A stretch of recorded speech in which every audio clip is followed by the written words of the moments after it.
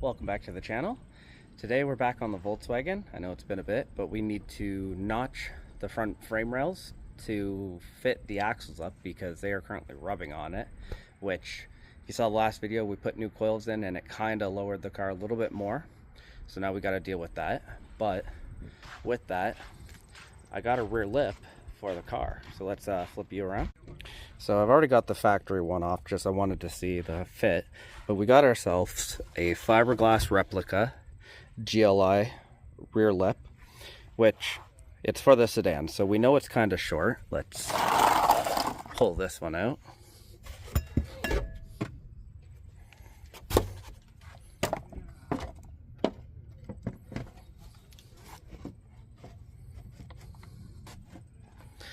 Line that up.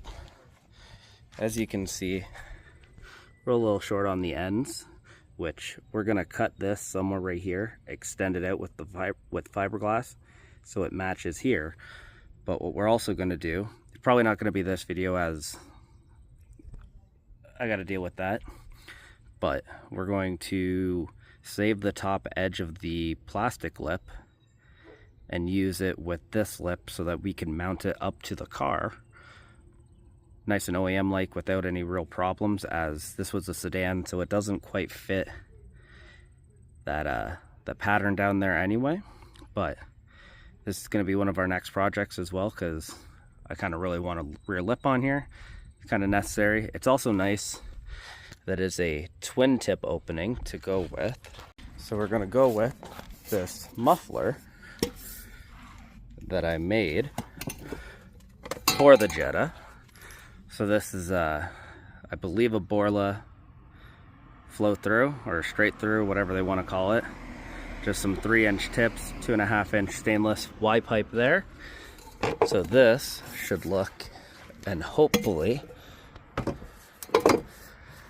let's get it set. Not perfectly. Maybe we'll widen this whole area to make sure those fit.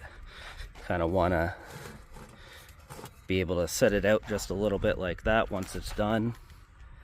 Let's flip this over and see what it looks like better, kind of. Okay, put it on top of the car, kind of be able to view it, but you get the idea. So this is coming up. It's going to be one of the next projects. Learn some fiberglass on the car, as I also have a mid spoiler that I need to make fit this car, which I've been meaning to do all year, but fiberglass sucks and I hate doing it. But I want this. But with that, we'll get this thing jacked up, wheels off, and let's look at the damage to the frame rail. Okay, so as you can see, my axle has been dragging pretty good. So we know right where this one needs to be notched out. But we're gonna, if I can keep a good look on it, we're gonna notch this higher because of the fact that I want to raise the motor as well. So when the car is on the ground, there's actually only about a 1/4 inch between this and the notch that's starting to happen. So what we're going to do is probably add, the back end goes up 1 inch. We're going to add probably a 2-inch notch to this overall, which 1 inch would give it space while being slammed, and another inch will give it space for when the motor's up while it's slammed. At some point I will show you guys how to modify a sway bar to fit underneath. I currently cut this off because it did drag a pretty good line into the axle, which I'm concerned about how deep that is, and I think I'm going to get an axle at some point. But first I'm going to get all this kind of out of the way. So strut down, probably pull the axle out of here and pull the whole hub assembly out of the way. We'll figure that out in a minute, but I'll be right back with that. Okay, now as you can see, everything out of the way.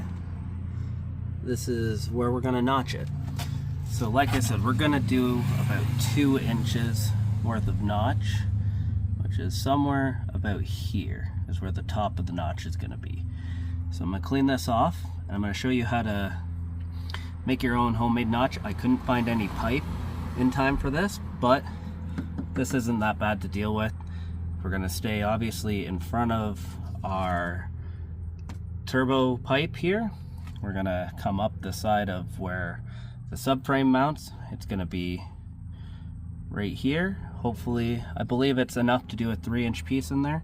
So let's draw that out and then start making a piece. Okay, so this is a bearing pusher right here out of my kit, but it's 3 inches OD. We're gonna use this, and I mean, set it up. We know at least above halfway is more than 1.5 inches. So if we go something like that, looks about 2 inches inside. So we're gonna draw ourselves a line.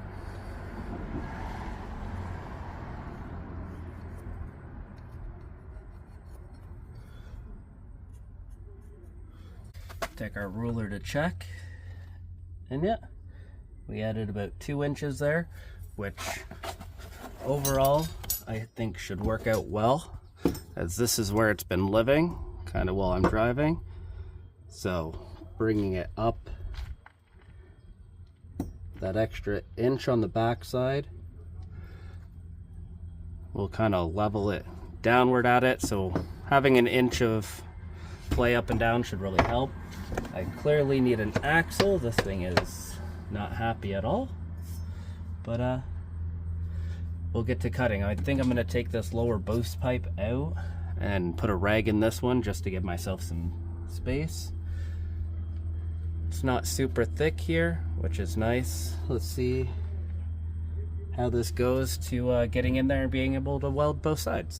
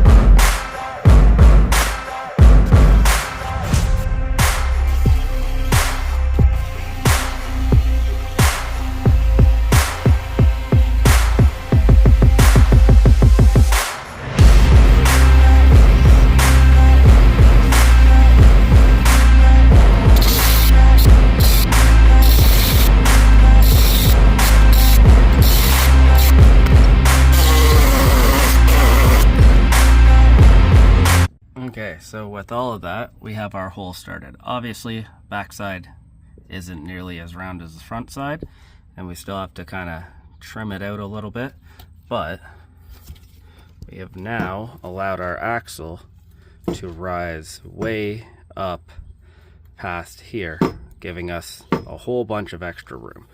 Now we're gonna clean this up. I'll do that kind of off camera, clean it up, make it round again, make sure our test piece fits. Then I'll show you how to score and bend a piece of flat bar to fit here. We'll mark it, get under here, weld both these sides in around here, cover it up, and that'll be done. Honestly, my other side doesn't need it. I'm gonna do it because the engine rise. I'm not gonna show both sides. It's the same thing no matter which side you're on. So I'll show you this. We'll get it all welded up and show you how far the axle goes up in here and get this thing kind of put back together. Okay, so we got our 3-inch wide, 1/8 thick, which is about the same thickness as those frame rails. What we're gonna do is we're gonna give ourselves about 2 inches from the bottom. That's gonna be our first start. Get this thing back together.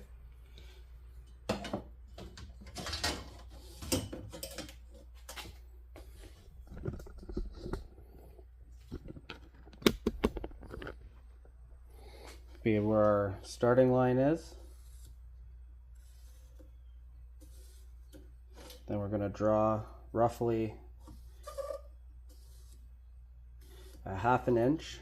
I'm going to do a handful of these, probably to do a whole 180, maybe 5 pieces aside, about 10 of these, about a 1/2 inch apart. Might be a little bit too wide for what we need, actually. So that's 4.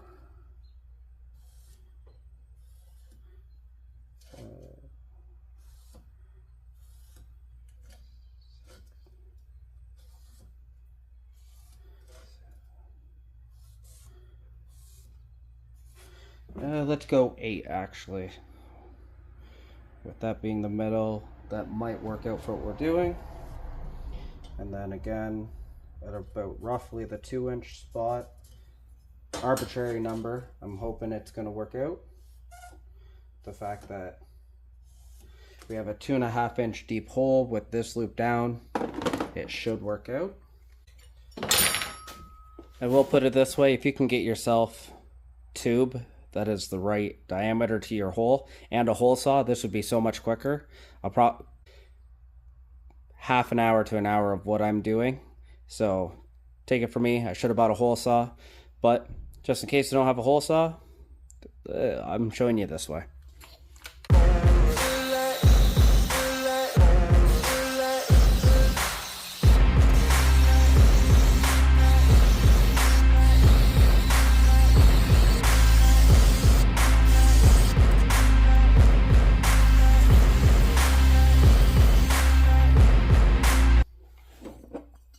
Okay, now as you can see, we notched most of the way through this flat plate. We're gonna bend it around a piece of steel now.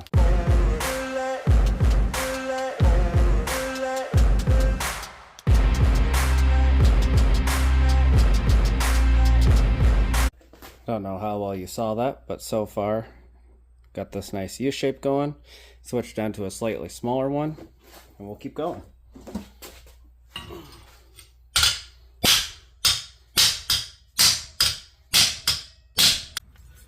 Take our piece again.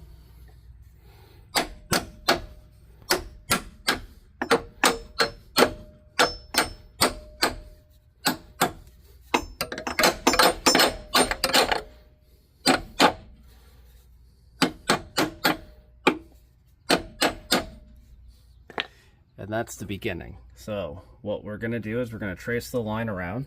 Obviously we didn't need this much hangover, but it's better safe than sorry. But we're going to trace this around, cut behind it a little bit more because I want to weld more so kind of with an open corner around there. I'm going to try to do the same to the other side. But before we even get to welding that, we're going to run a couple beads across in these open grooves to bring that strength back. But this is our start.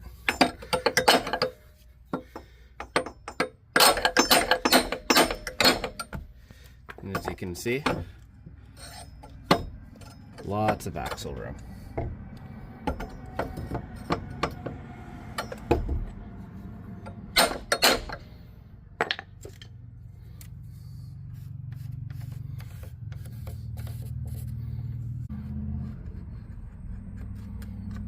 Okay, let's hope that actually worked and not just covered my marker in gunk.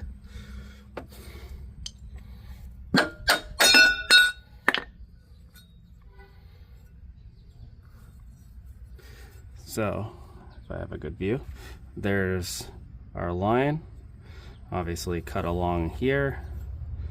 That's the front. So we're gonna cut even a little bit farther past on both these lines, so more probably an eighth within that line, just to fit it within the cavity so we can weld it on this edge here instead of out here. It makes it look less noticeable, but also a root weld is stronger than a fillet weld. At least in this position, it'll be a lot stronger. So I'll get this cut up and get the welder started, and we'll see how this goes. Okay, so we got this all cleaned up, smoothed out. We have a little bit of a corner to corner, a nice spot to lay a good bead, both sides. This is gonna be its final position. After cutting it and everything, my grooves didn't really go as deep as I expected them to. So there's gonna be just a quick tack over all of them, just make sure they stay and it doesn't come apart. But so I'll pull this out, and next you'll see me welding this into place. Then we'll grind it smooth. Before I put the front end on this side, I'm gonna get the power washer out, and I don't know how well you can see this because it's grody, but this shit is grody as fuck under here. So we're gonna power wash as much of this stuff off. Get this, the front end sitting over there, the knuckle assembly, it's pretty bad. We're gonna do that as well. But let's get to welding this.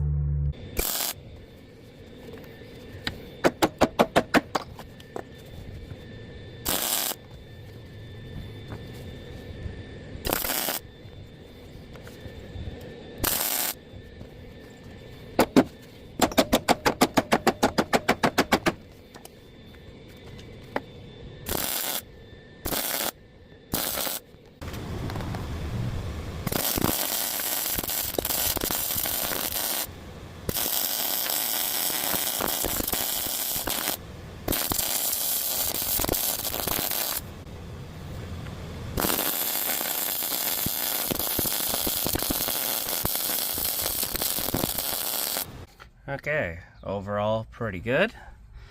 Just gonna clean up the welds, spray a little primer on it, and then I've got some gravel guard. We're gonna cover both sides and put it back together. But that's way better. Should allow me to, you know, stuff the axles without dragging them on the frame, because I don't plan on going any lower with this car. So there we go, one notch frame, looks pretty good, and let's get it back together. Okay, got it all washed out, dried this area, gravel guard on there. Yeah, it's black, but it's covered.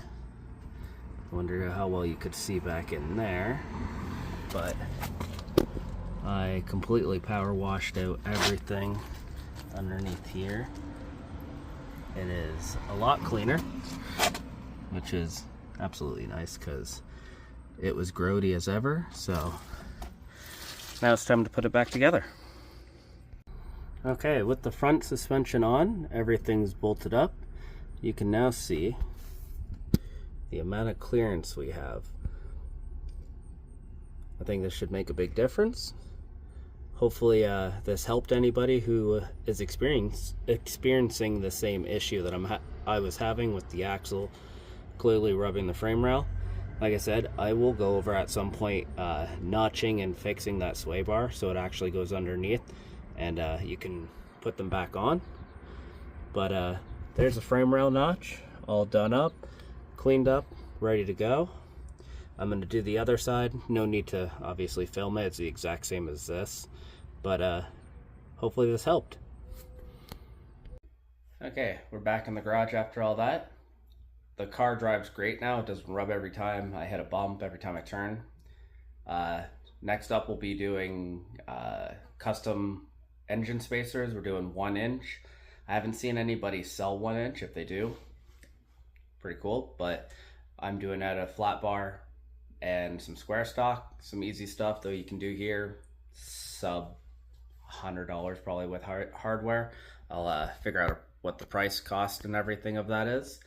But hopefully you guys liked it. So if you got, you know, a lowered car, frame rails in the way, this would work for anything that has a frame rail in the way when you lower it this low. So hopefully it helped you, but also I got to show off. Let's see if I can get a good up. My stickers came in. So we got the Beamer, the Jetta, and the wheels for the Beamer. They're not very large, as you can see based off my hand.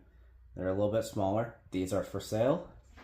I'll have a link in the description for it. They're, what did I set them at? I think $6 Canadian a piece, $3 shipping. So hopefully you guys support the channel with them. So hopefully I see you in the next one, and I hope you like, comment, subscribe. Stay tuned for more content, and we'll see you next time.